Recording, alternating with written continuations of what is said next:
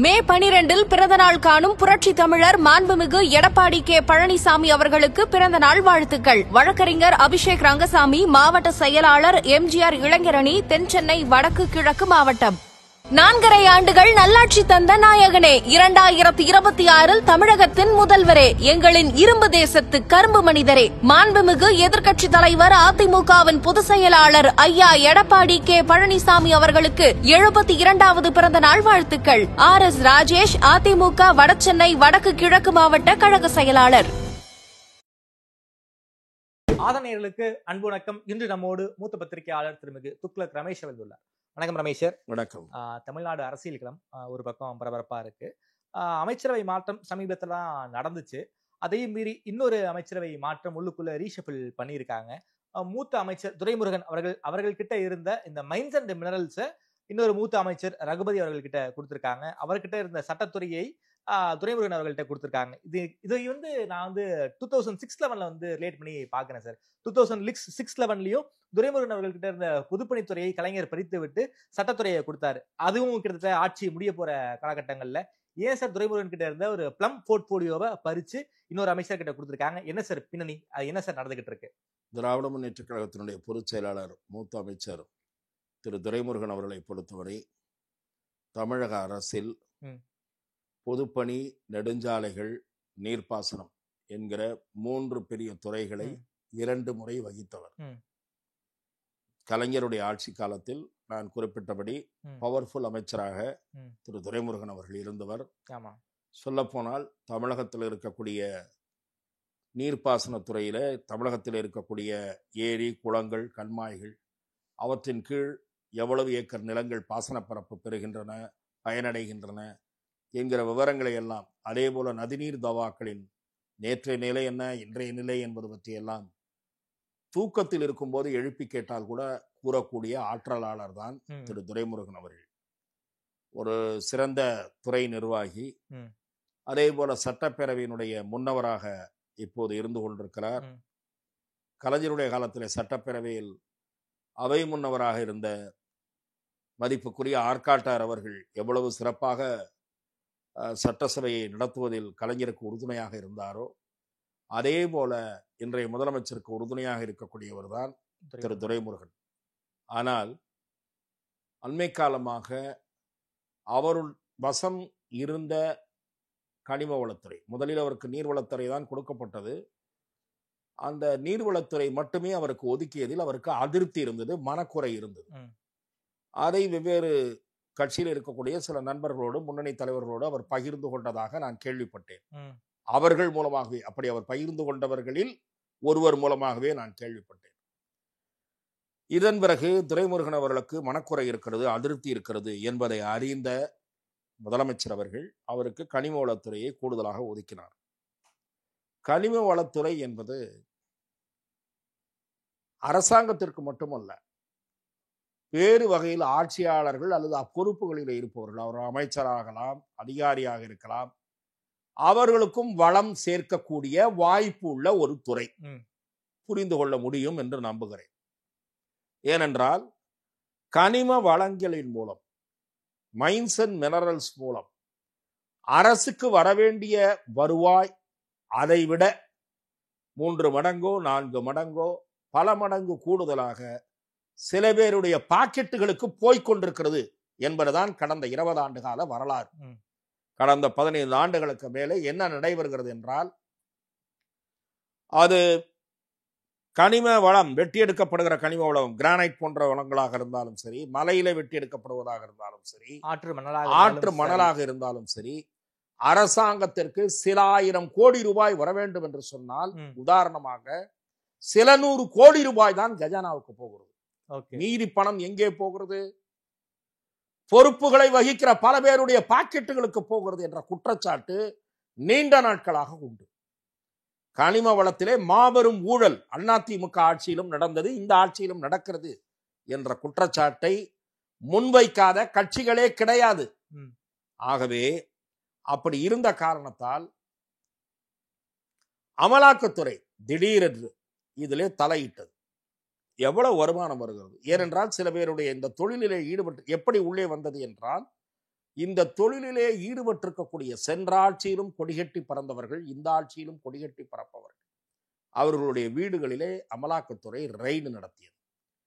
வருமான வரித்துறை கொடுத்த துப்பின் அடிப்படையிலே ரெய்டுகள் நடைபெற்றன.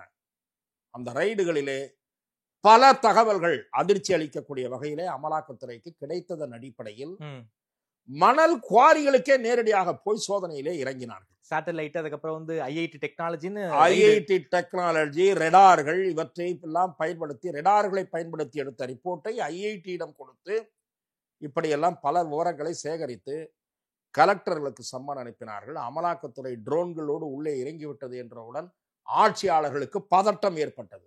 கலங்கி போனார்கள். அதுதான் உண்மை. கதி கலங்கி போனார்கள். அதன் காரணமாகத்தான் கோர்ட்டுக்கு போனார்கள். கோர்ட் இவர்கள் பெட்டிஷனை தூக்கி தள்ளிவிட்டது, டிஸ்மிஸ் செய்துவிட்டது. விசாரணைக்கு ஆஜராக வேண்டியதானே, ஒத்துழைப்பு அளிக்க வேண்டியதுதானே என்று கோர்ட் கேட்டது. அதன் பிறகு சிக்கல் பல பேரை நோக்கி நகர்ந்தது. அநேகமாக திரு துரைமுருகன் அவர்களையும் விசாரணைக்கு அழைப்பார்களா என்கிற கேள்வி ஊடகங்களிலே எழுப்பப்பட்டது. இது ஒரு புறம். இன்னொரு புறம், அண்மை காலமாக திரு துரைமுருகன் அவர்களுக்கு மூப்பின் காரணமாக, வயது மூப்பின் காரணமாக துறை பணிகளை சரிவர கவனிக்க முடியாத நிலையில் இருக்கிறார். நீண்ட நேரம் நிகழ்ச்சிகளில் பங்கேற்க முடியாமல் இருக்கிறார். அவரிடம் கோப்புகள் தேங்குகின்றன. சில நேரங்களில் நீண்ட நேரம் உறங்கி விடுகிறார் என்றெல்லாம் நான் கேள்விப்படுகிறேன். இந்த இரண்டும் சேர்ந்து மணல் விவகாரத்தில் ஏற்பட்டிருக்கக்கூடிய பிரச்சனைகள் பிளஸ் இந்த விவகாரம், வயது மூப்பு காரணமாக அவர் உடல் ரீதியாக சந்திக்கக்கூடிய பிரச்சனைகள், இந்த இரண்டும் தான் அவரிடம் இருந்து இலாகா மாற்றப்பட்டதற்கு காரணம் என்று சொல்லுகிறார்கள். சட்டத்துறையை கூடுதலாக கொடுத்திருப்பது கூட எனக்கு வியப்பளிக்கிறது. சட்டத்துறையிலும் கோப்புகள் அதிகம். சட்டத்துறைக்கு பல கோப்புகள் சர்க்குலேஷனுக்கு வரும். அவரை விடுவிக்க முடியாது அமைச்சரவையிலிருந்து. அந்த அளவு அவர் வந்து ஒரு தவிர்க்க முடியாத சக்தியாக கட்சிக்குள் முக்கியமானவராக இருக்கிறார் என்று திராவிட முன்னேற்ற கழகத்தைச் சேர்ந்த ஒரு முக்கிய நண்பர் என்னிடத்திலே சொன்னார். ஆகவே இந்த அமைச்சரவை மாற்றம் என்பது இந்த 2-3 காரணங்களால் தான் என்று நான் கேள்விப்படுகிறேன். இது தவிர கட்சி ரீதியாகவும் சரி, ஆட்சி ரீதியாகவும் சரி, கடந்த சில ஆண்டுகளுக்கு முன்பு வரை அவருக்கு இருந்த முக்கியத்துவம் இப்போது இல்லை என்றும் நான் கேள்விப்படுகிறேன். பல விஷயங்கள் முதலமைச்சர் அறிவித்து பேப்பரை பார்த்துதான் அவர் தெரிந்து கொள்ளுகிறார். அறிவிப்புக்கு முன் மிகச்சில விஷயங்கள் தான் அவரிடம் கலந்து பேசப்படுகிறது என்றும் சொல்லப்படுகிறது.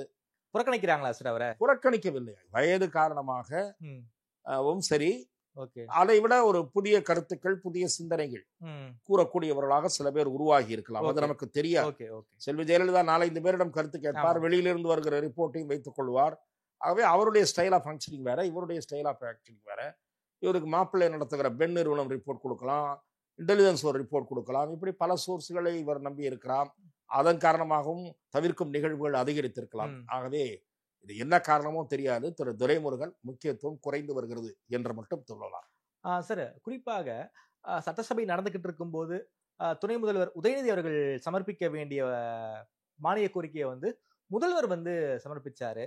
சமீபத்தில் முதல்வருக்கு பாராட்டு விழா பண்ணாங்க, துணைவேந்தர்கள் எல்லாம் பண்ணாங்க. அங்க உதயநிதி அவர்கள் ஆப்சென்ட். அதே போல சமீபத்தில் மாவட்ட செயலாளர்கள் கூட்டம் நடந்திருக்கு, அங்கேயும் உதயநிதி அவர்கள் ஆப்சென்ட். குறிப்பாக முதல்வருக்கும் துணை முதல்வருக்கும் ஒரு மிகப்பெரிய ஒரு கருத்து வேறுபாடு வந்திருக்கு. அப்படிங்கிற ரீதியில தமிழ்நாட்டிலேயே ஒரு முன்னணி வார இதழ் வந்து கவர் ஸ்டோரியாவே போட்டிருக்காங்க. என்ன சார், முதல்வருக்கும் துணை முதல்வருக்கும் ஏதோ கருத்து வேறுபாடு, மோதல் இருக்கா என்ன? வாரம் இருமுறை இதழ் இவ்வாறு கவர் ஸ்டோரி வெளியிடுகிற அளவுக்கு ஒரு நிகழ்வுகள் நடந்திருக்கின்றன என்று நீங்கள் பட்டியலிட்டீர்கள். ஆகவே இவையெல்லாம் யூகத்தின் அடிப்படையில் வெளியிடப்பட்டவை அல்ல என்பதை நம்மால் புரிந்து கொள்ள முடிகிறது. ஏனென்றால் இவையெல்லாம் யூகம் அல்ல. ஏன் அவர் மசோதாவை மானிய கோரிக்கையை தாக்கல் செய்ய வரவில்லை? ஏன் பாராட்டு விழாவுக்கு வரவில்லை? பாராட்டு விழாவுக்கு கூட இன்னொரு விழா இவருக்கு இருந்திருக்கலாம். மாவட்ட செயலாளர்கள் கூட்டத்திற்கு இவர் ஏன் வரவில்லை? கட்சியினுடைய இளைஞரணி செயலாளர். ஆகவே மேடையில் அமரக்கூடிய வாய்ப்பு அவருக்கு இல்லை என்று ஒரு காரணம் கற்பிக்கப்பட்டிருக்கிறது. அதெல்லாம் எனக்கு தெரியாது. கருத்து வேறுபாடுகள் உருவாகி இருக்கின்றனவோ என்ற கேள்வி எழுப்பப்படுகிறது அல்லவா? அந்த கேள்வி பொருள் பொதிந்த கேள்வி, ஆழமான கேள்வி. நானும் கேள்விப்படுகிறேன். அதே போல அதை ஒட்டி சில தகவல்கள் நான் கேள்விப்படுகிறேன். என்ன தகவல்? கட்டுரை எழுதிய பத்திரிகைக்கு எப்படி சில செய்திகள் வந்ததோ அதே போல எனக்கும் சொல்லுகிறார்கள். கட்சி சீரமைக்க வேண்டும், தான் விரும்புகிற மாற்றங்களை செயல்படுத்த வேண்டும், சில முடிவுகளை தன்னிடம் விட வேண்டும் என்றெல்லாம் அவர் எதிர்பார்ப்பதாகவும், அதற்கு முதலமைச்சர் உடனடியாக இவையெல்லாம் செய்ய வேண்டியவை அல்ல என்று கருதுவதாகவும் நானும் கேள்விப்படுகிறேன். இந்த தகவல்களும் திராவிட முன்னேற்ற கழக பிரமுகர்கள் மூலம் கிடைக்கக்கூடிய தகவல்கள் தான். ஆகவே நெருப்பில்லாமல் போயாது என்ற வசனத்தை போல ஏதோ உள்ளுக்குள் புழுக்கம் இருக்கிறது என்பதை நிச்சயமாக இத்தகைய சம்பவங்கள் மூலம் நம்மால் புரிந்து கொள்ள முடிகிறது. மனப்புழுக்கமோ புழுக்கமோ புகையோ ஏதோ உள்ளே இருக்கிறது. அதன் காரணமாகத்தான் இப்படி பல தகவல்கள் வருகின்றன. அவற்றில் சில நடந்தவைதான், யூகம் அல்ல. ஏன் மாவட்ட செயலாளர் கூட்டத்திற்கு வரவில்லை? அது விடை தெரிய வேண்டிய கேள்வி. மானிய கோரிக்கை என்று ஏன் தாக்கல் செய்ய வரவில்லை? ஆகவே இவையெல்லாம் நிச்சயமாக ஏதோ மனக்கசப்பு இருப்பதன் வெளிப்பாடுதான் என்று நானும் கருதுகிறேன். Okay sir. பாமக நாளை சித்திரை முழுநிலவு மாநாடு நடத்த போறாங்க. ஒரு 11 வருஷத்துக்கு பிறகு இந்த மாநாடு நடத்த போறாங்க. பொதுமக்களுக்கு கோரிக்கை வச்சிருக்காரு. ஈசிஆர் ஓஎம்ஆர் சாலையை பயன்படுத்தாதீங்கன்னு கோரிக்கை வச்சிருக்காரு அன்புமணி ராமதாஸ் அவர்கள். இந்த மாதிரி ஒரு கட்சி மாநாடு நடத்தினா கட்சி தொண்டர்களுக்கு தான் பொதுமக்களுக்கு எந்த ஒரு இடையூறும் விளைவிக்காதீங்கன்னு கட்சி தலைமை சொல்லுவாங்க, பொதுமக்களுக்கு சொல்ல மாட்டாங்க. ஆனா இங்க பொதுமக்கள் கிட்ட சொல்லியிருக்காங்களே சார். இல்ல அது காரணம் என்னன்னா, சில ஊர்களில் காலனி என்றது இப்போது பேரை மாற்றி விட்டார்கள். அந்த மாதிரியான பகுதிகளில் பதற்றம் முன்பு ஒரு முறை உருவாகி இருக்கிறது, கலவரம் ஏற்பட்டிருக்கிறது. ஆகவே அமைதியாக திரும்புமாறு விடுத்த வேண்டுகோள் என்பது பொறுப்பான செயல். நான் அதை வரவேற்கிறேன். முன்பு இந்த வன்னியர் பெருவிழா நடைபெறுகிற போது, புனிநிலவு பெருவிழா நடைபெறுகிற போது 2 முறை பெரிய அளவில் வன்முறை சம்பவங்கள் நடந்திருக்கின்றன. ஆகவே அந்த மாதிரி எதுவும் நடக்கக்கூடாது என்று நானும் விரும்புகிறேன். தமிழக அரசு காவல்துறை முழுமையாக இந்த பணியில் ஈடுபட்டிருப்பதாக நான் இன்றைக்கு கேள்விப்பட்டேன்.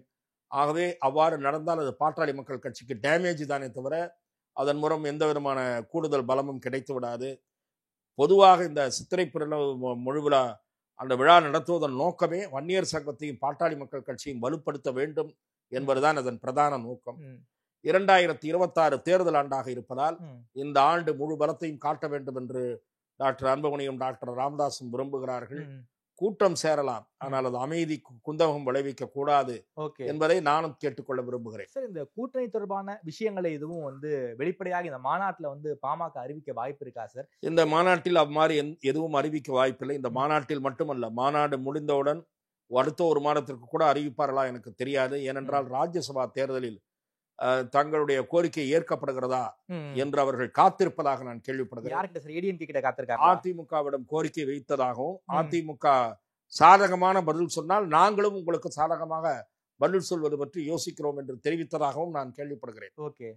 ஆகவே ராஜ்யசபா தேர்தல் முடிகிற வரை பாமக எந்த பக்கம் சாயும் என்று நமக்கு தெரிய வாய்ப்பில்லை. Okay sir. சமீபத்தில் அண்ணாமலை அவர்கள் ஒரு செய்தியாளர் சந்திப்பு நடத்தினார். அதுல ஒண்ணு சொல்லியிருக்காரு சார், கூட்டணி பலம் மட்டுமே தேர்தல் வெற்றியை தேடித்தராது அப்படின்னு சொல்லியிருக்காரு.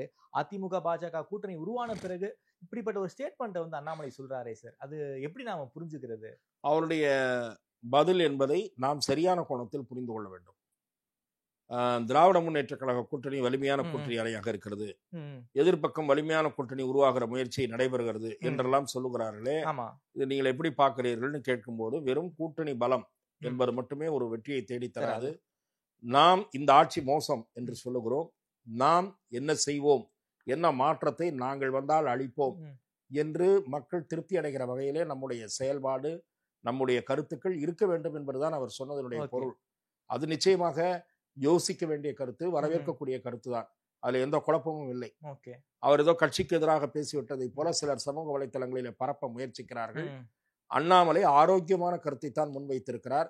திராவிட முன்னேற்ற கழக அரசு அகற்றப்பட வேண்டிய அரசு, மாற்று கருத்து இல்லை. அதற்கு வெறும் கூட்டணி பலம் மட்டும் போதுமா? இல்லை, நாங்கள் வந்தால் இந்தந்த மாற்றங்கள் இருக்கும், இவர்கள் இன்னென்ன போக்கிலே மோசமாக இருந்தார்கள், இவையெல்லாம் தவிர்க்கப்பட்டு இத்தகைய மாற்றங்களை நாங்கள் தருவோம் என்ற ஒரு ஸ்டேட்மெண்ட், ஒரு அஜெண்டா மக்கள் முன் வைக்கப்பட வேண்டும் என்று சொல்லி இருக்கிறார். ஆகவே அதுல எந்த குழப்பமும் இருப்பதாக நான் பார்க்கவில்லை. சார், நான் மாநில தலைவராக இருக்கிற வரைக்கும் நான் அஃபென்சிவா ஆடிக்கிட்டு இருந்தேன், இனிமே டிஃபென்ஸ் ஆட போறேன் அப்படின்னு சொன்னார் அண்ணாமலை.